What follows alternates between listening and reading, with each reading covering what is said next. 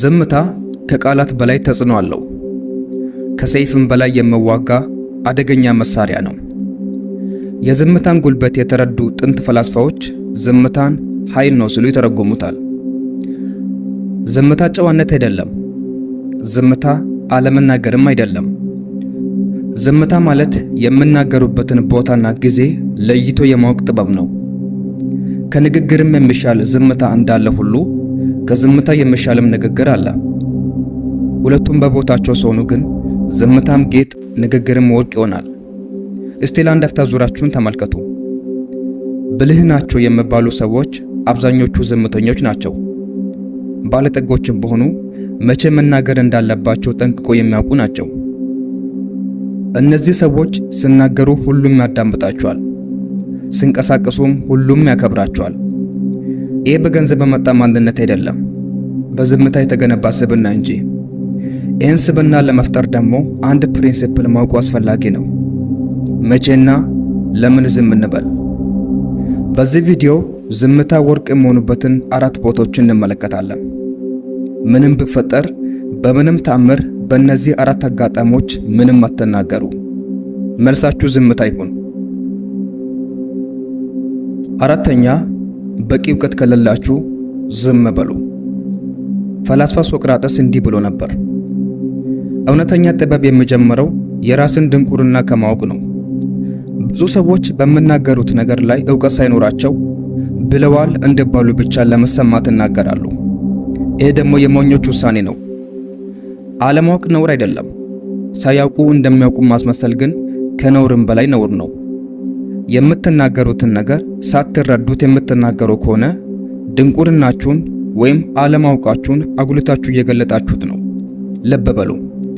ሁሉንም ነገር እንደምታውቁ ባመናችሁ ቁጥር አዲስ ነገር ለመማር በውስጣችሁ መነሳሳት እንዳይፈጠር የልባችሁን በር እየዘጋችሁት ነው። ዝም ስትሉ ግን ለማወቅ ለመረዳትና ለመስማት ጥበብን ወደ ሕይወታችሁ እየጠራችኋት ነው። ዝምታ ድክመት አይደለም። ዝምታ ዲሲፕሊን ነው። ኢጓችሁ ንግግራችሁን እንዲመራ አትፍቀዱ። ቃሎቻችሁ በቦታ ዋጋ የሚጨምሩ ከሆነና መናገር ካለባችሁ ብቻ ተናገሩ። አለበለዚያ ዝም ብላችሁ አዳምጡ። ምክንያቱም ከንግግር በላይ የሚያዳምጥ ሰው ሁል ጊዜ ከሚናገር ሰው ይበልጣልና።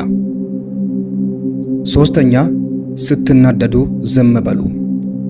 በዚህ ምድር ላይ ጠንካራ የሚል ስም የሚገባው የተስተካከለ ቁመና ወይም ጉልበት ያለው ሰው አይደለም።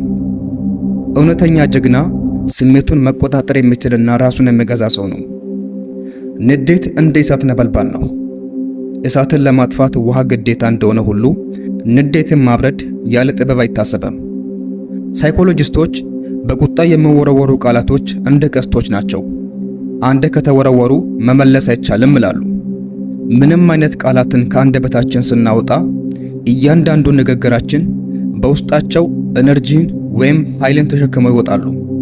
ቃሎቻችሁ ከፍቅር የመነጩ ከሆኑ የማንንም ልብ አሸንፎ ከጉልበታችሁ ስር የማንበርከክ አቅም አለው። ንግግራችሁ ከቁጣ የመነጩ ከሆነ ደግሞ በጎራዴ ከመውጋት ያልተናነሰ ጉዳት ማድረስ ይላለው። ጠንካራ ሰዎች ስሜታቸውን በመቆጣጠር ደካሞችም እንዲቆጣጠሩ ያስችላቸዋል። ወዳጆቼ፣ ንዴት አእምሯችሁን ከቁጥጥራችሁ ውጭ ያደርጋል። ተናዳችሁ የምታደርጉትን ነገር አታስተውሉም። መሳሳታችሁ የሚገባችሁ ንዴቱ ሲበርድላችሁ ብቻ ነው። ስለዚህ ስትናደዱ በምንም አይነት ሁኔታ ውስጥ ብትሆኑ እንኳን ምንም አይነት ቃል ከአንደበታችሁ አይውጣ። ዝምታ ጥበብ ነውና በጥበብ ንዴታችሁን ተቆጣጠሩ። 2ኛ፣ እቅዳችሁ ሳይሳካ ሲቀር ዝም በሉ። ጥበብ የትዕግስት ጓደኛ ነች። ዝምታ ደግሞ አገልጋያችሁ ነው። ብዙዎች የድጋማቸው ፍሬ ገና ሳይበስል ለመናገር ይቸኩላሉ። ገና ባልተጨበጠ ነገር ተስፋ እያደረጉ ሰሚዎቻቸው ሲያደንቋቸው ይኩራራሉ።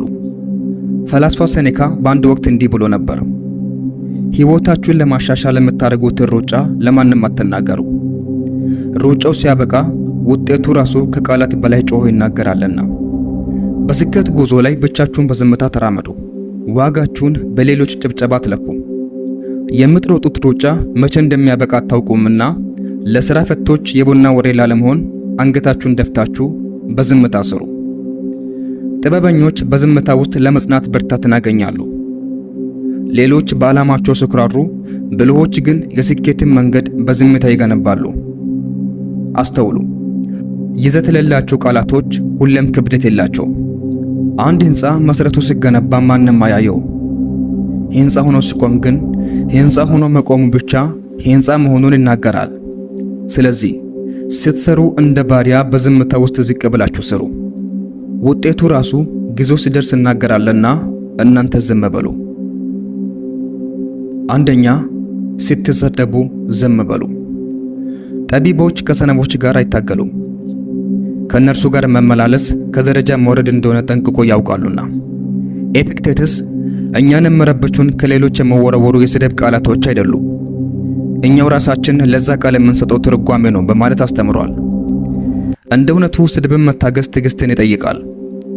በእናንተ ላይ ስድብ ሲሰነዘረባቸው ምንም አይነት ቃልም ሆነ ምላሽ መስጠት ጉዳዩን ወደ ጦርነት ያመራል።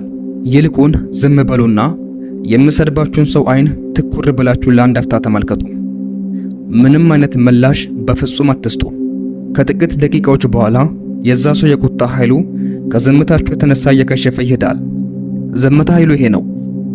ምንም አይነት አሉታዊ ስሜቶችን የማክሸፍ አቅም አለው። ነገር ግን ከሚሰድባችሁ ሰው ጋር በስድብ የምትመላለሱ ከሆነ ከፍተኛ መንፈሳዊና አካላዊ ቀውስ የሚያጋጥማችሁ ይሆናል። ስለዚህ እንደ ብልህ ሰው ሰላማችሁን ለማስጠበቅ ዝም በሉ።